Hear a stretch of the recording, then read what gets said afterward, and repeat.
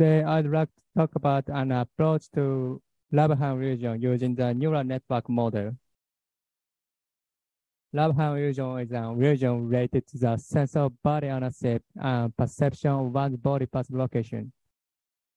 As shown in this video, lab hand experiments has two conditions, synchronous and asynchronous.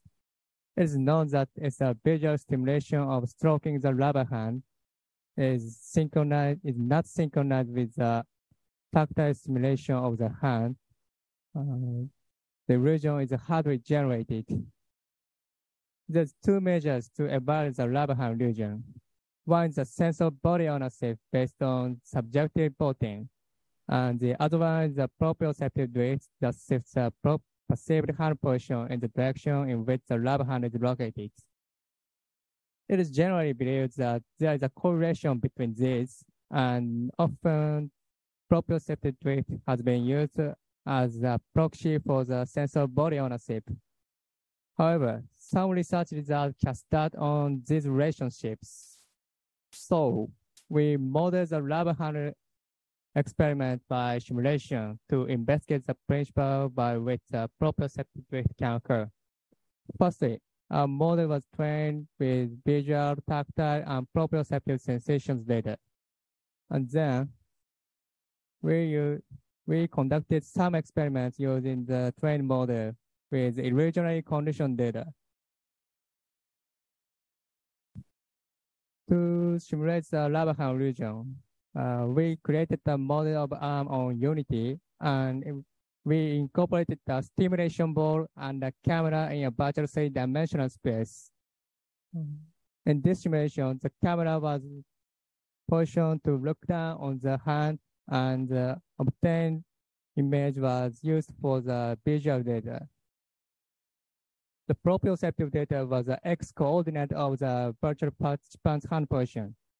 The correspondence between the visual hand position and the proprioceptive hand positions are shown in these figures. There are 16 possible hand positions. The tactile data was provided by a two-dimensional map representing the back of the hand. What this means is that even if the position of the hand is changed, the tactile data is generated at the same position as long as the relative position of the ball hitting the hand remains the same. On the other hand, the relative position of the ball hitting the hand changes. The tactile data was generated with a corresponding shift.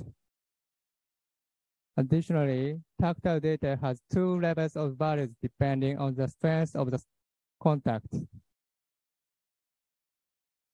We use deep learning techniques to propose a model. The model receives visual, tactile, and proprioceptive inputs, integrates these senses, and predicts future sensory inputs. However, only the target of visual prediction is the visual mental image of one's own hand.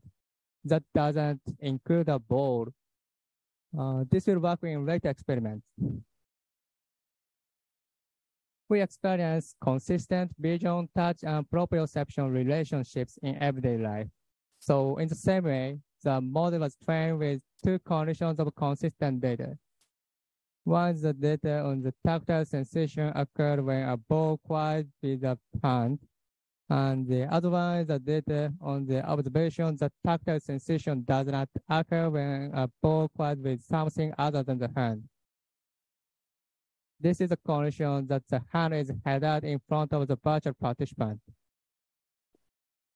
The ball repeats vertical motion 3 times, and the 3 up and down movements are said to be completed in 31 discrete time steps. In this condition, when the ball makes contact with the hand, tactile sensations were generated simultaneously with the visual perception of the contact. Next, another condition is the udon stick is placed in front of the virtual participant. In this condition, when the ball makes contact with the wooden stick, no tactile sensations occurs, as proprioceptive sensations are positioned at the different location from the wooden stick. It means participant hand is placed invisibly in the proprioceptive position. So the ground truth of hand image prediction is the same position of proprioceptive position. The model was trained by minimizing the mean square error between each decoder's output and the actual sensations. During training, a mask operation was introduced to vision and proprioception. This process was produced by setting the inputs to LSTM from each sense to 0. This mask operation avoids autoencoder-like learning, where the inputs are simply copied to outputs, and induces sensory integration so that the outputs can be predicted by other sensory inputs, even if certain modalities have no inputs. And then we conducted the lab hand experiments using the trained model. To replicate the experimental situation, the real hand was hidden and the dummy hand, which is the same 3D model as a participant's real hand, participant's own hand, was positioned at a different location from the proprioceptive position. In synchronous conditions, tactile stimuli were simultaneously delivered to the corresponding location on real hand as the ball collided with the dummy hand. In asynchronous condition, tactile stimuli were delivered with a delay to the corresponding location after the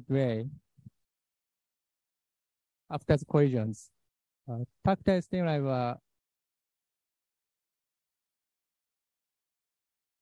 generated at the second of the three up and generated at the timing of second of three up and down movements to reach the vertex. These are the sensor inputs and prediction in synchronous condition. Also, the dummy hand was located at the position of 0.5 in the first step. The predictions of proprioception and visual image of the own hand were correctly predicted at the position of nearly -1, where the real hand was located. However, after the synchronized stimuli were provided, the predictions of proprioception shifted to the direction of dummy hand. In addition, in predictions of visual image of the own hand, another hand image was slightly predicted at the position of the dummy hand. In other hand, in a synchronous condition, despite the tactile stimuli were being provided, predictions of proprioceptive drift and predictions of another hand image were not obtained as seen in the synchronous condition. The magnitude of proprioceptive drift Q was obtained by difference between the true value of proprioception P and the predicted value P hat. This chart shows that tactile stimulus triggers the proprioceptive drift. The vertical axis shows the magnitude of drift, and the horizontal axis shows the time. These lines represent the time when the tactile stimuli were provided. In addition, the magnitude of drift during a synchronous stimulation is significantly smaller than that during synchronous stimulation.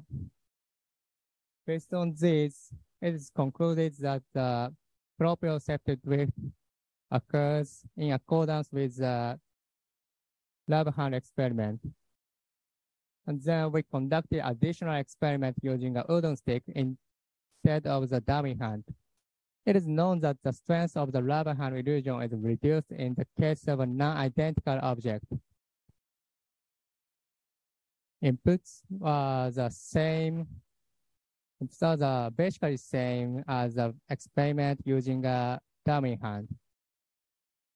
The only difference is visual input that use a udon stick.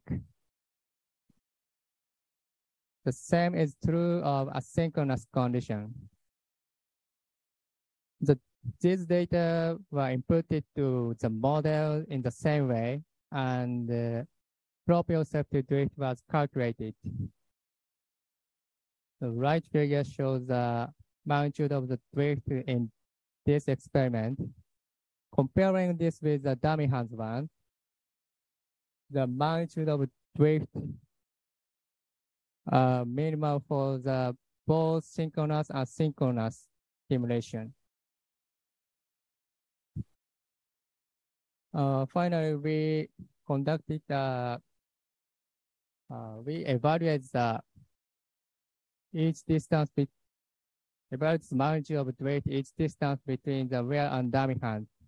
It's known that as the distance between the real and dummy hand increases, the strength of the illusion weakens.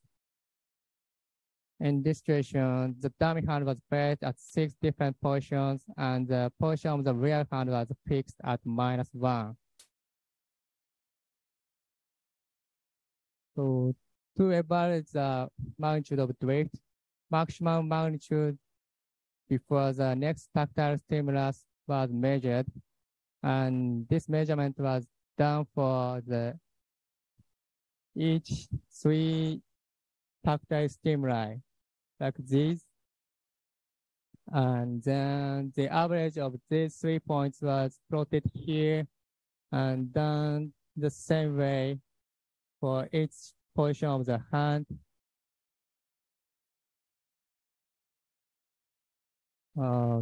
This shows the magnitude of drift tend to decrease as distance increases.